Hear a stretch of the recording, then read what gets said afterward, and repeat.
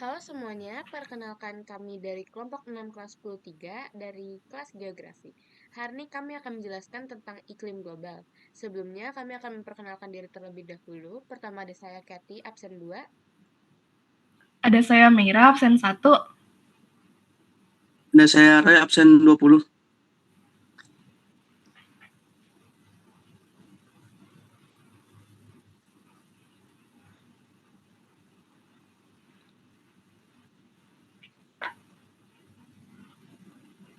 Yang pertama, saya akan menjelaskan tentang klasifikasi iklim matahari. Iklim matahari adalah iklim yang pembagiannya berdasarkan banyak sinar matahari yang ada di permukaan bumi. Intensitas panas dipengaruhi oleh letak garis lintang yang membuat iklim ini juga bisa disebut sebagai iklim garis lintang. Yang pertama ada iklim tropis. Iklim ini memiliki ciri-ciri matahari vertikal dengan suhu tinggi, tekanan udara rendah dan stabil, serta curah hujan yang tinggi. Yang kedua ada iklim tropis.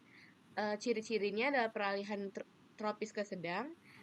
Lalu ada 4 musim, dan musim panas dan dingin tidak ekstrim, serta terdapat Mediterania atau hujan di musim dingin, Tiongkok hujan di musim panas, dan wilayah yang memiliki iklim subtropis sebagian besar adalah negara Eropa. Lalu yang ketiga ada iklim sedang. Memiliki ciri-ciri tekanan dan arah angin sering berubah, serta sering terjadi badai mendadak. Lalu yang keempat ada iklim dingin, yang memiliki ciri-ciri tundra atau musim dingin panjang dengan musim panas yang pendek, tanah beku dan lumut, serta semak. Lalu yang kedua ada es, yaitu salju abadi, suhu sangat rendah sepanjang tahun.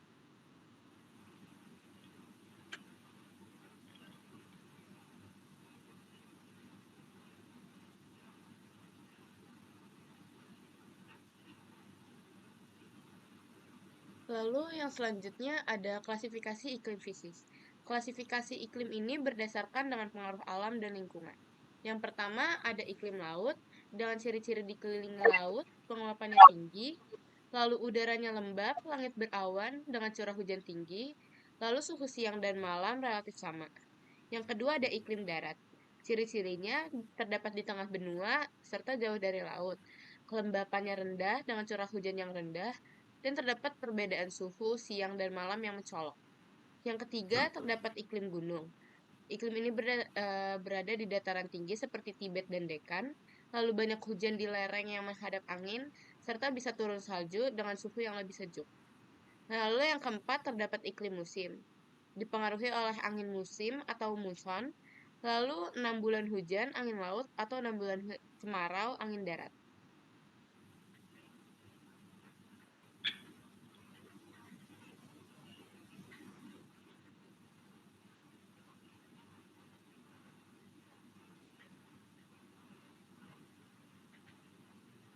Selanjutnya ada klasifikasi iklim Koppet. Klasifikasi ini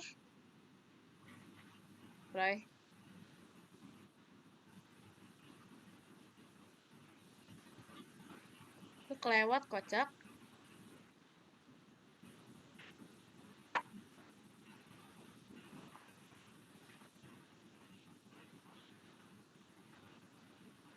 Nah, lalu yang selanjutnya ada klasifikasi iklim Koppen. Klasifikasi ini menggunakan sistem huruf. Huruf pertama dalam sistem ini terdiri atas 5 huruf kapital yang menunjukkan karakter suhu atau curah hujan. Huruf pertama yang menunjukkan jenis iklim. Yang pertama ada huruf A dengan iklim tropis, huruf B dengan iklim kering, huruf C dengan iklim sedang hangat, huruf D dengan iklim salju, dan huruf E dengan iklim es atau salju abadi. Lalu, terdapat huruf kedua yang menandakan kondisi kelembapan atau kebukuan untuk iklim A, C, dan D. Huruf F dengan lembab tanpa musim kering, huruf W dengan musim kering di musim dingin, huruf S dengan musim kering di musim panas, huruf M dengan monsun atau musim kering singkat tapi nyata.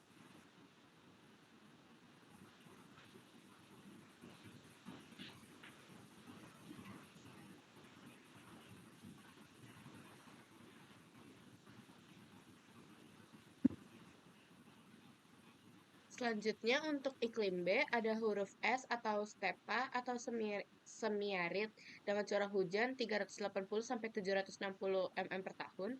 Dengan selanjutnya ada huruf W atau gurun dengan curah hujan lebih kecil dari 250 mm per tahun. Untuk iklim E terdapat 3 huruf yaitu T tundra, F salju abadi, dan H salju pegunungan tinggi.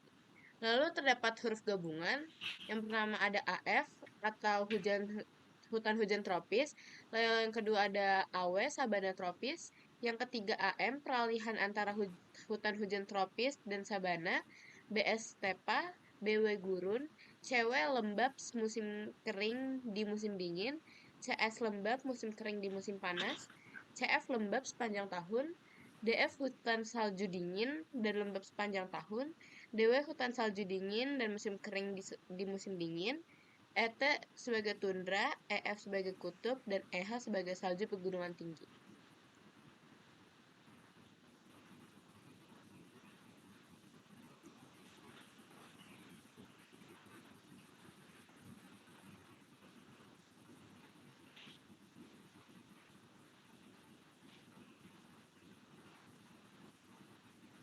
Lalu selanjutnya ada klasifikasi iklim Smith-Ferguson.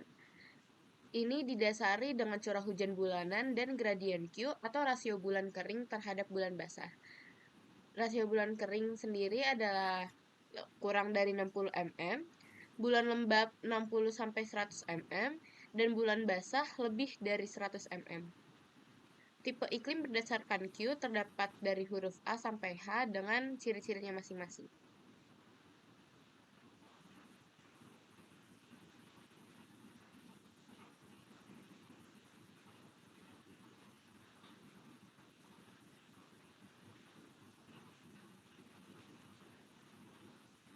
Selanjutnya ada klasifikasi iklim Alderman. Klasifikasi ini didasari dengan jumlah bulan basah, lembab, dan kering berturut-turut dengan dikaitkan kebutuhan air tanaman, terutama padi dan palawija. Kebutuhan air untuk tanaman padi kurang lebih 213 mm per bulan, dan kebutuhan air untuk palawija kurang lebih 118 mm per bulan.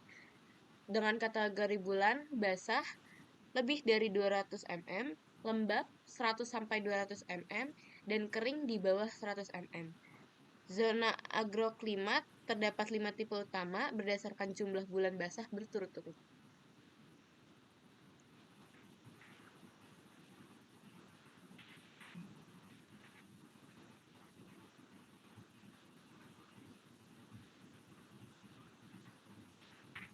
Lalu selanjutnya ada klasifikasi iklim Junghun. Klasifikasi ini berdasarkan oleh ketinggian tempat. Yang pertama ada 0-600 meter atau panas, cocok untuk ditanami kopi, karet, tembakau, coklat, dan kelapa. Lalu untuk 600 meter sampai 1500 meter atau sedang, cocok untuk ditanami kopi, teh, kina, dan pinang. Lalu untuk ketinggian 1500 sampai 2500 meter atau dingin, cocok untuk cemara. Lalu di ketinggian 2500 sampai 3500 meter atau sangat dingin, cocok untuk ditanami rumput kerdil dan hutan pegunungan. Lalu di atas 3500 meter, yaitu daerah salju, tidak terdapat tanaman karena tertutup oleh salju.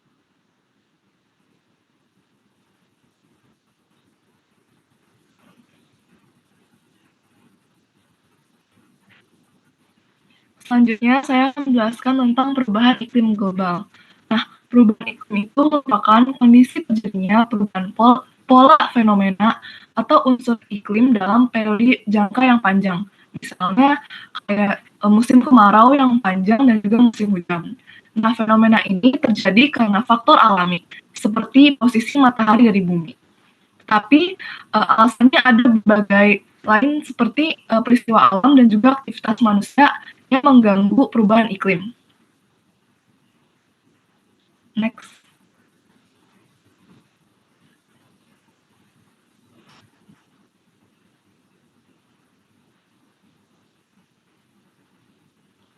Nah, ada beberapa fenomena iklim global. Yang pertama adalah pemanasan global.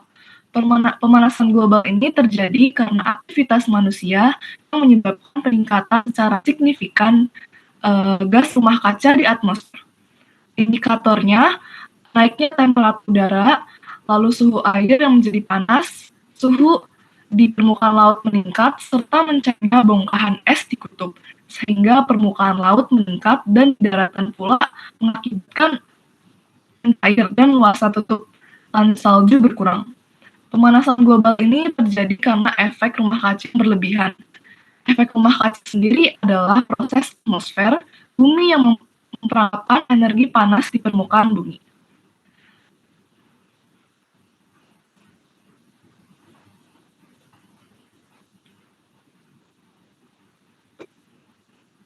Fenomena selanjutnya adalah peristiwa El Nino dan La Nina. Nah, yang pertama adalah El Nino. El Nino ini merupakan peristiwa terjadi di sekitar Samudra Pasifik bagian tengah, dan itu ditandai dengan meningkatnya suhu permukaan laut, sehingga mengakibatkan musim kemarau yang panjang.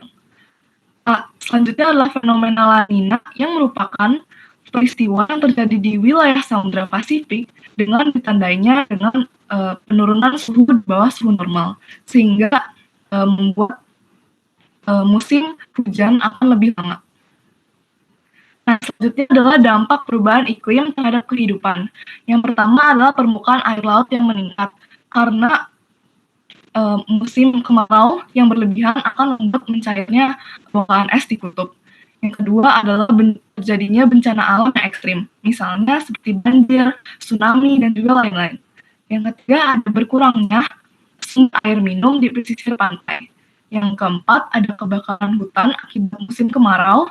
Yang kelima ada perubahan unsur-unsur cuaca dan juga iklim yang membuat cuaca ini menjadi tidak stabil.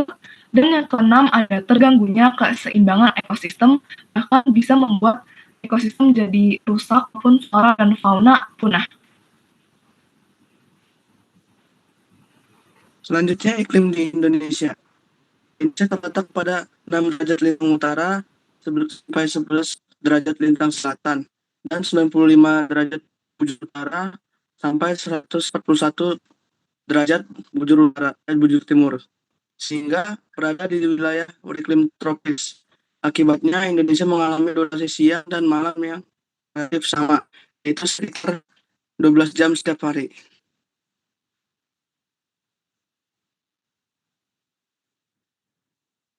Iklim. Letak astronomis Indonesia menyebabkan wilayahnya dipengaruhi 3 jenis iklim, yaitu iklim musim, dipengaruhi angin muson yang berganti setiap 6 bulan. B. Iklim laut, disebabkan luasnya perairan Indonesia yang meningkatkan penguapan dan curah hujan. C. Iklim panas, karena letaknya di daerah tropis, suhu menyebabkan penguapan besar dan hujan sering terjadi.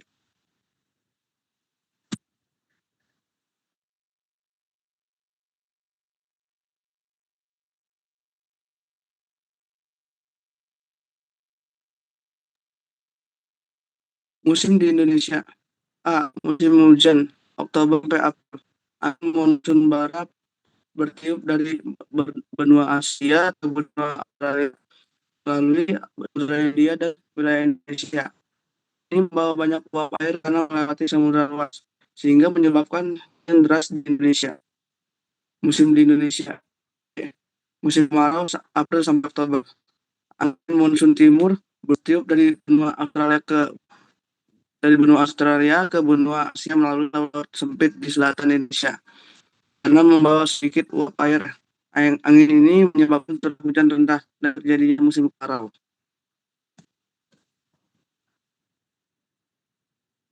Hubungan tipe iklim dan bentang alam. Hubungan di suatu daerah dibandingkan iklim setempat seperti suhu, kelembapan, dan sinar matahari. Jenis-jenis vegetasi berdasarkan iklim antara lain: A. Hutan tropis, terdiri dari pohon-pohon besar dan lebat seperti kamper, ranti, dan keruing dengan tumbuhan epifit kayak anggrek, rotan, serta paku dan perdu di bawahnya. Terdapat daerah dengan suhu dan curah hujan tinggi. Sebarannya di Kalimantan, ada di Kalimantan, Sumatera, Sulawesi, dan Papua. B. Hutan musim. Daunnya meranggas saat kemarau dan buku saat hujan. Jenis pohon seperti sengon, dan akasia. Terdapat di wilayah beriklim sedang seperti Jawa dan Sulawesi. Yang C, sabang padang rumput dengan semak dan pohon-pohon seperti eukaliptus dan palem. Berada di daerah panas seperti dengan hujan curah hujan rendah. Sebarannya ada di Nusa Tenggara Barat dan Nusa Tenggara Timur. Stepa adalah padang rumput tanpa pepohonan yang dapat di daerah bersuhu tinggi dan curah hujan rendah. Persebarannya di Indonesia meliputi di Sulawesi Tengah, Nusa Tenggara Barat, Nusa Tenggara Timur.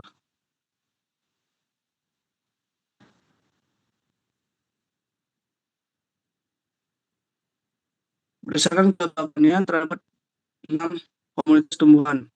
A. Padang rumput tersebar dari daerah tropis hingga subtropis dengan curah hujan 200 sampai 500 mm per tahun. Hanya ditumbuhi rumput. B. Gurun terletak di daerah tropis dengan curah hujan kurang lebih 250 mm per tahun. Suhu siang hari panas dan penguapan tinggi. Ini tumbuhan berduri, tidak berdaun, dan berakar panjang. C. Hutan basah ada di daerah tropis dan subtropis, bersuhu kurang lebih 25 derajat Celcius dan lembab. Ditumbuhi pohon tinggi, liana, dan epifit. D. Hutan gugur berdasarkan di iklim sedang dan dengan curah hujan 750 sampai 1000 mm per tahun. Tumbuhan menggugurkan daun saat musim dingin. Tundra beriklim kutub dengan suhu hingga minus 34 derajat Celcius. Tumbuhan yang tumbuh berupa jamur, lumut, dan semak kecil. Terletak di Arktik, Alaska, dan pergunungan Alpen.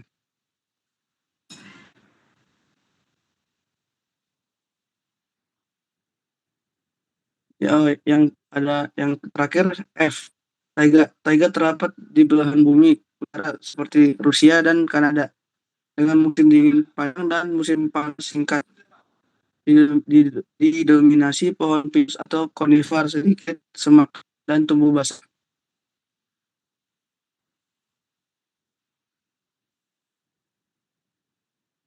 Pengaruh cuaca dan iklim bagi kehidupan.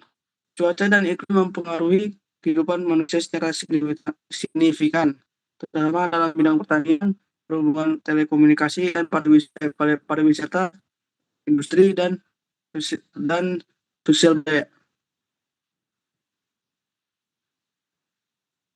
Sekian dari kami, terima kasih.